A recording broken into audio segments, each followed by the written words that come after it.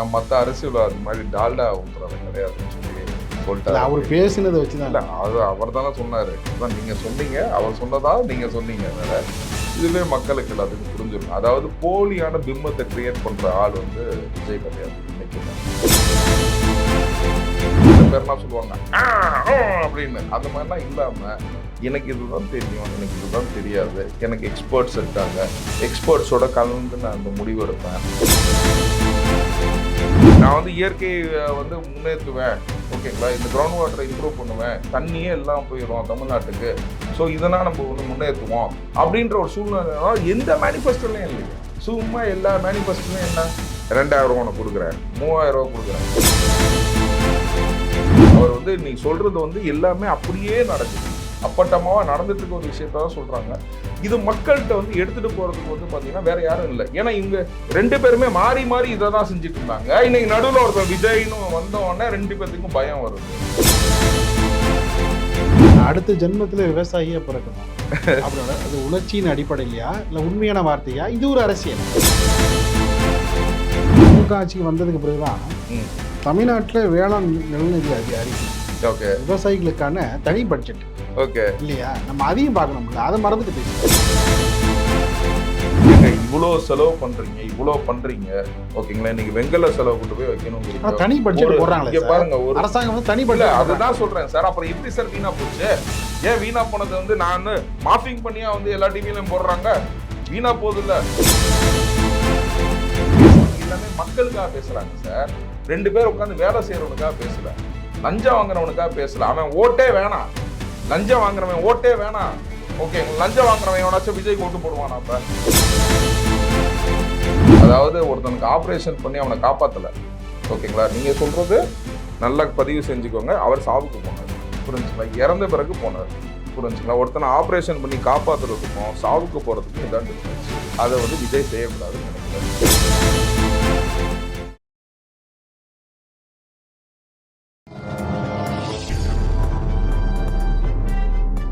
பத்திரிகை.com நேயர்களுக்கு இனிய வணக்கம்.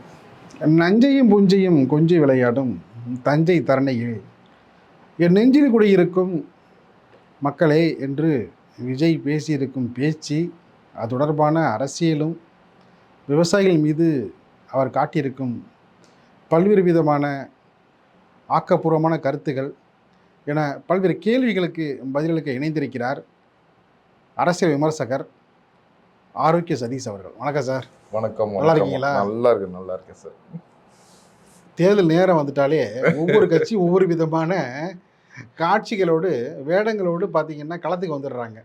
விஜயும் பார்த்தீங்கன்னா இன்னைக்கு தஞ்சாவூர் நடந்த கூட்டத்தில் பச்சை துண்டை போட்டுட்டு நானும் விவசாயியோட நண்பன் அப்படின்ட்டு வீர முழக்கமாக அந்த தஞ்சை தரணியில் உரத்து ஓங்கி ஒலிக்க பேசியிருக்கிறார். விவசாயிகள் மீது திடீரென்று பாசமா இல்லை நீண்ட நாட்களுக்கு திட்டமிட்டு செய்யப்பட்ட ஒரு வேலையா? இன்னொன்று சொல்கிறாரு பார்த்தீங்கன்னா, நான் விவசாயி இல்லை, ஆனால் விவசாயிகளுடைய பிரச்சனையை வந்து நல்லா தெரியும் எனக்கு, என்ன டெல்டாக்காரன் கிடையாது நான், காதில் வந்து டால்டா ஊற்றுறதுக்கு அப்படின்ட்டு இது வரைக்கும் வந்து போராட்ட காலத்தில் இருக்கிற அரசியல் கட்சி தலைவர்களையும் வந்து பார்த்திங்கன்னா வேறு விதமான வசைப்பாடியிருக்கிறார். திடீரென்று பாசம் அவருக்கு ஏன் ஏற்பட்டது? என்ன காரணம்? விவசாயிகளை மீது உண்மையான அக்கறையா இல்லை அது ஒரு அரசியலா? நீங்களே சொல்லிட்டீங்க, நான் டெல்டாக்காரன் கிடையாது, நான் மற்ற அரசியல்வாதி மாதிரி டால்டா ஊத்துறவன் கிடையாதுன்னு சொல்லிட்டாரு. அவர் பேசினதை வச்சுதான். இல்லை, அது அவர் தானே சொன்னார். அதான் நீங்கள் சொன்னீங்க, அவர் சொன்னதா நீங்கள் சொன்னீங்க. வேற இதுவே மக்களுக்கு எல்லாத்துக்கும் புரிஞ்சிருக்கும். அதாவது போலியான பிம்பத்தை கிரியேட் பண்ணுற ஆள் வந்து விஜய் கிடையாது என்றைக்குமே. அந்த மாதிரி ஒரு நரேட்டிவ் ஃபிக்ஸ் பண்ணுறாரு. அதாவது மற்றவங்களோட பிரச்சனைகள் எல்லாம் தெரியணும் அப்படின்னா, இன்றைக்கி நீங்கள் வந்து டிஃபென்ஸில் இருக்க பிரச்சனை உங்களுக்கு தெரியுமா, அக்ரிகல்ச்சரில் இருக்க பிரச்சனை தெரியுமா, இன்ஃபர்மேஷன் டெக்னாலஜியில் இருக்க பிரச்சனை தெரியுமா, அந்த பிரச்சனை தெரியுமா, இந்த பிரச்சனை தெரியுமான்னு கேட்டிங்கன்னா, ஒரு அட்மினிஸ்ட்ரேட்டிவ் பவரில் இருக்கிறவங்க, மெயினாக நீங்கள் வந்து பார்த்தீங்கன்னா let's say for an example ஒரு கலெக்டரே இருக்கிறாங்கன்னு வச்சுக்கோங்க, ஃபார் இன்ஃபர்மேஷன். அந்த கலெக்டர் வந்து பார்த்தீங்கன்னா ஹிஸ்ட்ரி படிச்சுட்டு வந்திருப்பார், இல்லை எக்கனாமிக்ஸ் படிச்சுட்டு வந்திருப்பார். அவருக்கு வந்து டெக்னாலஜிக்காக ஸ்டெம் ரீதியாக எதுவுமே தெரியாது. அதே மாதிரி ஸ்டெம்மு தான் வந்து பார்த்தீங்கன்னா agriculture also is way of சயின்ஸ்ன்னு தான் நான் சொல்லுவேன், புரிஞ்சு. ஆனால் அதில் இருக்க என்ன பிரச்சனைகள், என்ன சூழ்நிலைகள், அந்த பிரச்சனையை மட்டும் நமக்கு வந்து கடந்து தெரிஞ்சுக்க முடியும், ஓகேங்களா. இப்போ நான் ஒரு வழக்கறிஞர், புரிஞ்சுங்களா. ஒரு ஜென்ரலாக வந்து பார்த்தீங்கன்னா எல்லா வழக்குகளையும் நம்ம வந்து எடுத்து நடத்துகிறோம், எல்லா இண்டஸ்ட்ரியும் நமக்கு தெரியணும்னு அவசியம் கிடையாது. அதில் இருக்க பிரச்சனைகளை புரிஞ்சுக்கிட்டா போதும். அந்த நோக்கத்தோட தான் வந்து ஒரு இயல்பான ஒரு மனிதன், கொஞ்சம் ஒரு, அதாவது சில பேர்லாம் சொல்லுவாங்க அப்படின்னு, அந்த மாதிரிலாம் இல்லாமல் எனக்கு இதுதான் தெரியும், எனக்கு இதுதான் தெரியாது, எனக்கு எக்ஸ்பர்ட்ஸ் இருக்காங்க, எக்ஸ்பர்ட்ஸோட கலந்து நான் அந்த முடிவு எடுப்பேன். புரிஞ்சுங்களா? அப்படிங்கும் போது என்னன்னு கேட்டிங்கன்னா, ஒரு மனுஷன் வந்து படித்தவர்கள், அந்த உண்மை சிந்தனை உள்ளவர்களை கூப்பிட்டு கொண்டு நான் வந்து ஒரு முடிவு எடுப்பேன். அப்படிங்கும்போது அது ஒரு சிறந்த ஆலோசனை. That is proper administration. இன்றைக்கி வந்து பார்த்திங்கன்னா, அந்த அட்மினிஸ்ட்ரேஷனை கரெக்டாக பண்ணது காமராஜர் அவர்கள் தான். ஐயா காமராஜர் அவர் தான் வந்து, ஐயா விட்டா இன்றைக்கி வந்து பார்த்திங்கன்னா அந்த அட்மினிஸ்ட்ரேஷன் யாருக்குமே தெரியாது. இன்றைக்கி ஐயா வந்து பார்த்திங்கன்னா சொல்லுவாங்க, அவர் வந்து பள்ளி படிப்பை முழுசாக முடிக்கல அப்படிம்பாங்க. அந்த பள்ளி படிப்பை முழுசாக முடிக்காத ஐயா தான் வந்து பார்த்திங்கன்னா டேமை கட்டினார். ஓகேங்களா? சோறு போட்டால் வந்து படிப்பாண்டாம அப்படின்ற ஒரு, அவர் கட்டிய அணை, சாத்தனூர் அணை கம்பீரமாக நிற்கின்றது. ஆமாம், அவர் கட்டிய வந்து மேட்டூர் அணை வந்து கம்பீரமாக நிற்கின்றது. எல்லாமே. இன்னொரு விஷயம்னா, சாத்தனூர் அணையில கட்டப்பட்ட அந்த முடிக்கப்பட்டதுக்கு பிறகு அதில் ஒதுங்கி இருந்த மீதம் இருந்த பொருள்களை கொண்டு வீடூர் அணையை கட்டினார். ஆமாம், தொலைநோக்கு, எவ்வளவு தொலைநோக்கு. அதுக்கப்புறம் இன்னைக்கு நம்ம சொல்றோம், இன்னைக்கு அதுக்கப்புறம் பார்த்தீங்கன்னா இன்னைக்கு 50 ஆண்டு அரசியல் இருக்கு. ஓகேங்களா? எவ்வளோ அணை இங்கே தமிழகத்தில் கட்டப்பட்டுச்சு. இன்றைக்கி வந்து அவர் பார்த்தீங்கன்னா இன்றைக்கி பேச்சில் வந்து பார்த்திங்கன்னா நீர்நிலையை வந்து காப்பாற்றணும், நிலத்தடி நீர் கம்மியாக போயிட்டுருக்கு, we have to increase the ground வாட்டரை. புரிஞ்சுங்களா? Ground water irrigation should be raised. இதெல்லாம் வந்து பார்த்திங்கன்னா ஒரு அரசியல் ரீதியாக மேலே வந்து பார்த்திங்கன்னா ஹீ இஸ் லுக்கிங் அஸ் இந்த கார்னர் ஆஃப் அன் எக்கனாமிஸ்ட், ஒரு பொருளாதார நிபுணராகவும், புரிஞ்சுங்களா, ஒரு என்வாரன்மெண்டலிஸ்ட், ஒரு இயற்கை ஆய்வாளராகவும். ஏன்னு கேட்டிங்கன்னா அவர் சுற்றி இந்த மாதிரி ஒரு கூட்டத்தை வச்சுருக்காரு. அதாவது தனக்கு டெலிவரன்ஸ் கொடுக்கறதுக்கு, நாலேஜ் கொடுக்கறதுக்கு. இதுக்காக நம்ம வந்து என்வாரன்மெண்டல் சயின்டிஸ்ட் படிப்பு படிக்க முடியாது, எக்கனாமிஸ்ட் படிப்பு படிக்க முடியாது. புரிஞ்சுங்களா? அவங்களோட அசிஸ்டன்ஸு எது மக்களுக்கு நல்லது அப்படின்றது இயல்பாக நம்ம, ஏன்னா நம்ம country is a populated country. நம்ம பாப்புலேஷன் கண்ட்ரிக்கு வந்து பார்த்திங்கன்னா எப்படி வந்து இந்த நீர்நிலைனா எப்படி இருந்துச்சு. இன்றைக்கி ஒன்றும் இல்லை சார், இன்றைக்கி இந்த நம்ம கூவோம்னு இன்றைக்கி மெட்ராஸில் சொல்கிறோம்ல, இதை வந்து வெள்ளைக்காரன் என்ன பண்ணிட்டு இருந்தான், இதை வந்து போர்டு வேஸ் நடத்திட்டு இருந்தான். ஓகேங்களா? இன்றைக்கி வந்து அம்ஜி கரைன்னு சொல்கிறான். அம்ஜி கரைன்னா என்ன அர்த்தம்? கரையில் வந்து போட்டு நிற்கும்னு அர்த்தம். அதுதான் அம்ஜி கரை. இந்த இன்னைக்கு வந்து பேர் இதில் வந்து மாறியே போயிடுச்சு. அப்பேற்பட்ட வந்து இதை வந்து இன்னைக்கு நாசமா போயிருக்காதுன்னா வந்து பார்த்தீங்கன்னா ரிடீம் பண்ணுவாங்க. மட்டும் இல்லை, பக்கிங்ஹாம் கெனால் இன்னைக்கு சாக்கடை மாதிரி இருக்குது. அதனுடைய வரலாறு எடுத்து பார்த்தீங்கன்னா அந்த கரையோரம், அதாவது இங்கே சென்னையிலேருந்து கடலூர் வரைக்கும் பார்த்தீங்கன்னா அது கரையோரம் உள்ள மக்கள்லாம் வந்து அதில் வந்து பயணம் பண்ணி வணிகத்தை வந்து நல்ல இது பண்ணாங்க. இன்னைக்கு அதனுடைய நிலையெல்லாம் பார்த்தீங்கன்னா வேற விதமாக. இன்னைக்கு என்னன்னு கேட்டிங்கன்னா இன்னைக்கு வந்து பார்த்தீங்கன்னா இன்னைக்கு டிஎன்ஹெச்பி வந்து ஒரு பிளாட் போடுறான் அம்பத்தூரில். ஓகேங்களா? அதில் என்னன்னு பார்த்தீங்கன்னா பட்டா பேர் கொடுக்குறாங்க, குட்டப்பட்டான்னு. நான் அதை ஒரு லீகல் ஒப்பீனியனுக்காக வந்திருந்தப்போ பார்த்தேன். ஓகேங்களா? அது டிஎன்ஹெச்பியே வந்து பார்த்தீங்கன்னா குட்டையை மறைச்சு பில்டிங் கட்டுது. இதுதான் இந்த அரசு. அதாவது நீர்நிலையோட இம்பார்ட்டன்ஸ் தெரியாமல், புரிஞ்சுங்களா, அதில் டிஎன்ஹெச்பியே கட்டியிருக்கு. அதாவது வேற ஒருத்தன் ப்ரைவேட் பிளேயர்னா இந்த மாதிரி ஃப்ராட் பண்ணி கட்டினான்னு நான் சொல்லலை. தமிழ்நாடு ஹவுசிங் போர்டே கட்டி எல்ஐஜி, எம்ஐஜி, ஹெச்ஐஜின்னு விற்கிறாங்க. இதனால் வந்து ஒரு அறிவற்ற திறன் தான். ஸோ அந்த திறன் வந்து பார்த்தீங்கன்னா இப்போ விஜய் அவர்கள் இதை கலந்து ஆலோசனைக்கும் போது அவர் சொன்ன ஒரு கோரிக்கையும் இந்த மாதிரி கிரவுண்ட் வாட்டர் இன்க்ரீஸ் பண்ணணும், அதெல்லாம் வந்து பார்த்தீங்கன்னா யாருக்குமே தெரியாது. இதெல்லாம் வந்து பார்த்தீங்கன்னா ஒரு பொலிட்டிக்கல் மேனிஃபெஸ்டோவில் யாருமே கொண்டு வரலையே இன்ன வரைக்கும்.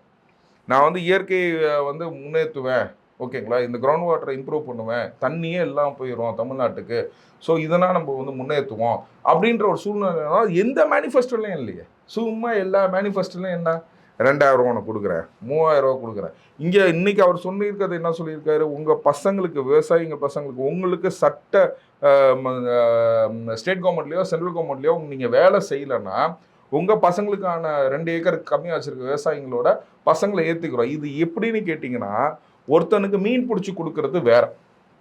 நான் படித்த காலேஜ்லேயும் ஸ்கூல்லையும் இதான் சார் சொல்லி கொடுத்தாங்க எனக்கு. ஒருத்தனுக்கு மீன் பிடிச்சி கொடுக்காத, அவனுக்கு மீன் பிடிக்க கற்றுக் கொடு. அவனுக்கு கற்றுக் கொடுத்தீங்கன்னா அவனே பிடிச்சா அவனே சாப்பிட்டுக்க போகிறான்.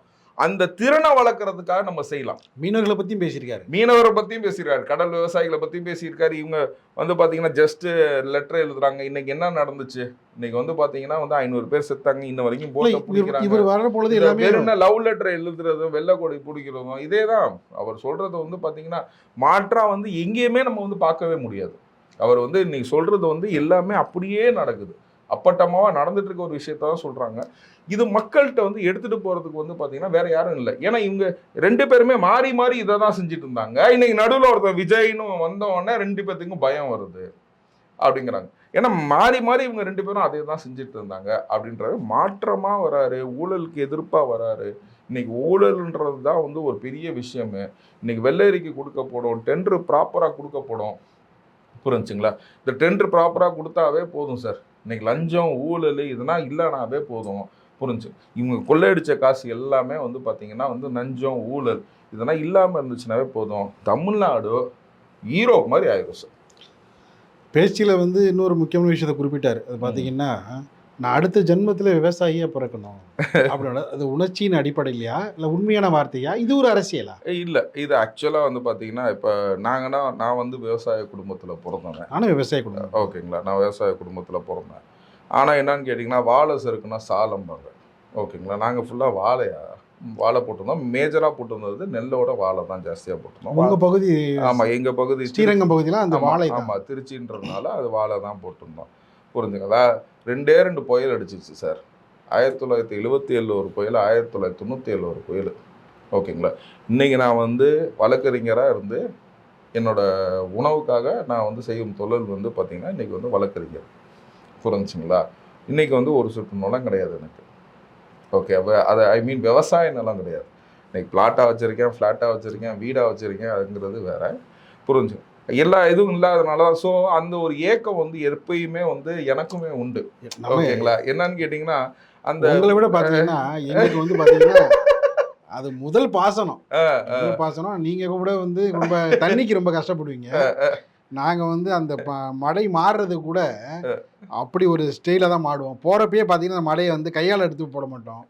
என்ன காலால் 2 உதைக்கிறது அந்த மடை மாறுறப்பயே. அது தண்ணி இப்போ அந்த அளவுக்கு போகும். அதெல்லாம் அதுதான் பொற்காலம். அதெல்லாம் இல்லை, அதுதான். இப்போ முன்னாடினா பார்த்தீங்கன்னா இளநீனா வந்து நம்ம கணக்கு வச்சே குடிச்சது இல்லை. இப்போ இளநீ 70 ரூபாய் 80 ரூபாய்க்கு வாங்கி குடிக்கும் போது தான் ஒரு வாட்டியும் நம்ம யோசிப்போம். அந்த மாதிரி வந்து பார்த்தீங்கன்னா விவசாயிங்கிறது வந்து எல்லா தொழிலோட இன்னைக்கு வழக்கறிஞர் தொழிலோட நோபல் ப்ரொஃபஷன் தான், ஓகேங்களா. நான் அதே தொழில நானும் சொல்ல வரணும். நான் வந்து ஏன் இந்த விவசாயின்னு சொல்கிறேன்னா, ஊரில் இருக்க எல்லாத்துக்கும் சோறு போடுறோமே. ஆனால் அந்த விவசாயி இன்னைக்கு தன்னோட விலையை அவன் நிர்ணயிக்க முடியல. நான் அதை சேர்த்து சொல்லுவேன், ஓகேங்களா. நான் வந்து என்னோட கருத்தாக வந்து உங்கள் டிவி வழியாக வைக்கிறேன். அதாவது விலை அதாவது 4000 இதுக்கு வந்து சுகர் கேன் கொடுக்குறேன்னாங்க. இன்றைக்கி வந்து பார்த்தீங்கன்னா நான் அதை முன்னாடியே சொல்லிடுவேன், 1350 ரூபா என்னமோ மூட்டைக்கு ஏதோ கொடுக்குறாங்க. 15 வருஷத்துக்கு முன்னாடி இதே தான் கொடுத்தாங்க, ஓகேங்களா. இன்றைக்கும் அதே தான் கொடுக்குறாங்க. ஆனால் ஒரு விஷயத்த வந்து விஜய் வந்து மறந்துட்டு பேசிட்டாரு.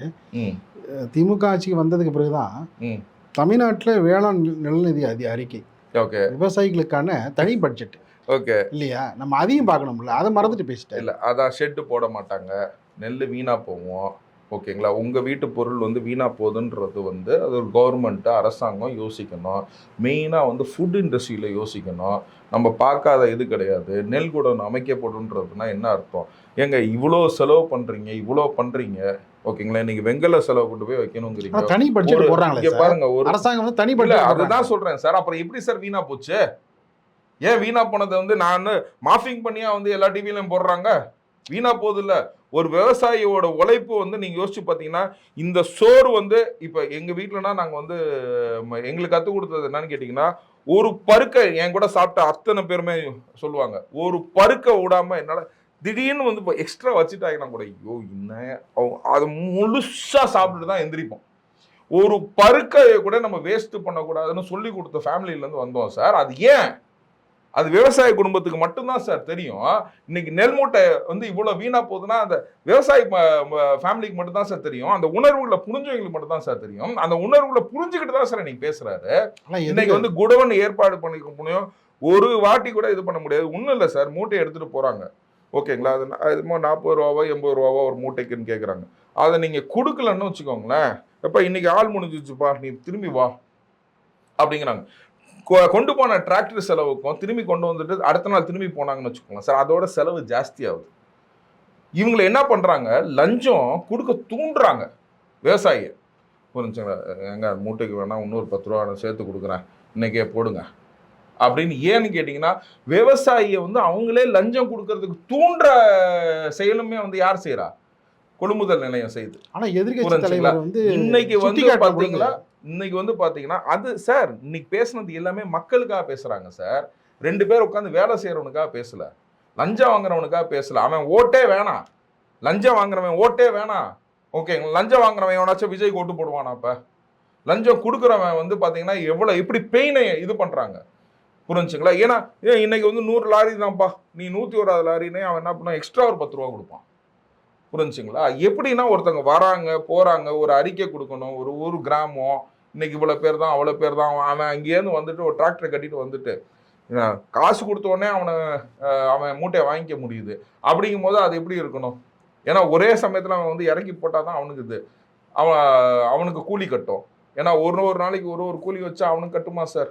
இன்னைக்கு எப்படி பண்ணுறாங்க, கரும்பு அறுக்கிறதுல ஃபர்ஸ்ட் போய் நிலத்துல வைப்பாங்க, நிலத்துல இருந்து திரும்ப லாரி ஏற்றிட்டு இருந்தாங்க. இன்னைக்கு எப்படி பண்ணுறாங்க, இன்னைக்கு நார்த் இந்தியன்ஸ் வச்சு அறுக்கிற இடத்துல இருந்து நேராக லாரிக்கு ஏற்றுறாங்க. எதையாச்சும் இந்த மாதிரி செஞ்சாதான் பார்த்தீங்கன்னா நமக்கு லாபம் கிடைக்குதுன்னு நினைக்கிறாங்க. ஒரு விவசாயியோட பெயின் சார், எவ்ரி விவசாயியோட பெயின். ஒன்றும் இல்லை சார், பேராவூரணியில் என் ஃப்ரெண்டு தென்னந்தோப்பு வச்சிருக்காரு. காய் 2 ரூபாய் 3 ரூபாய்க்கு எடுக்கிறாங்க சதீஷ் அப்படிங்கிறாப்புல. இங்கே மெட்ராஸில் நம்ம எண்ணெய் எவ்வளோ குடிக்கிறோம்? 60-70 ரூபாய்க்கு, 80 ரூபாய்க்கு கொடுக்குறோம். அவர்கிட்ட எவ்வளோ கொடுக்குறாங்க? 5 ரூபா கூட கொடுக்க மாட்டாங்கிறாப்புல.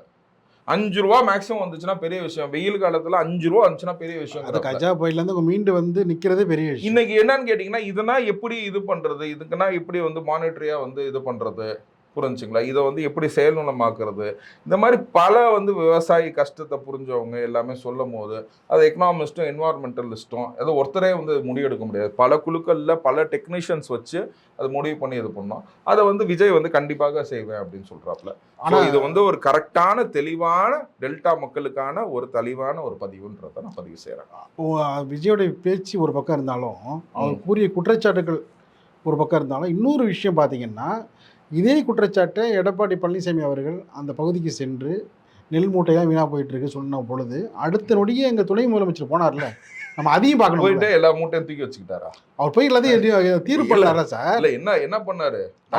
தண்ணி காத்த மூட்டை போனதுக்கு அப்புறம் தான் தண்ணி மூட்டையில நனைஞ்சிருச்சு. ஓகேங்களா? அதுக்கப்புறம் என்ன பண்ண முடியும் சொல்லுங்க? மழை பெஞ்சிச்சு, மொத்தம் மூட்டையே நனைஞ்சிருச்சு. உங்க துணை முதலமைச்சர் என்ன? ஓகேங்களா? அதாவது ஒருத்தனுக்கு ஆப்ரேஷன் பண்ணி அவனை காப்பாற்றலை. ஓகேங்களா? நீங்கள் சொல்கிறது நல்லா பதிவு செஞ்சுக்கோங்க. அவர் சாவுக்கு போனார், புரிஞ்சுங்களா? இறந்த பிறகு போனார், புரிஞ்சுங்களா? ஒருத்தனை ஆப்ரேஷன் பண்ணி காப்பாற்றுறதுக்கும் சாவுக்கு போகிறதுக்கும் இதுதான் டிஃப்ரென்ஸ். அதை விஜய் செய்யக்கூடாதுன்னு நினைக்கிறார். இன்னைக்கு அவர் ஆப்ரேஷனுக்கான எல்லா வழிகளையும் அவர் சொல்லியிருக்காரு. ஸோ விவசாயிகள் டாக்டராகவே இன்னைக்கு விஜய் மாறிட்டாரு அப்படின்றத. நீங்கள் ஆட்சிக்கு வரும்பொழுது இந்த விஷயம் எல்லா விஷயத்தையும் நிவர்த்தி பண்ணிடுவீங்களா? விவசாயியோட பிரச்சனை விஜய் ஆட்சிக்கு வரும்போது சொல்லுங்க. இன்னைக்கு விஜய் ஆட்சிக்கு வரும்போது நீங்க தாவேக்க குரலாக ஒழிக்கிறீங்க. இல்லை, நான் இப்பயும் நான் சொல்லுவேன் பார்த்தீங்கன்னா, ஒருத்தர் நல்லது செய்கிறாரு. நீங்கள் கேட்ட கேள்விக்கு நான் டிஃப்ரென்ஸ் சொன்னேன். ஆப்ரேஷன் பண்ணுறதுக்கும் சாவுக்கு போகிறதுக்கும் என்ன டிஃப்ரென்ஸ் அப்படின்னு சொல்லிட்டு, புரிஞ்சுங்களா? விஜய் விவசாயிகளின் மருத்துவராக இருந்து அவங்கள காப்பாரு அப்படின்றத நான் நம்புகிறேன். நிகழ்ச்சி பங்கேற்று பல கருத்துக்கள் தெரிவித்தமைக்கு இதை எங்கே நன்றி.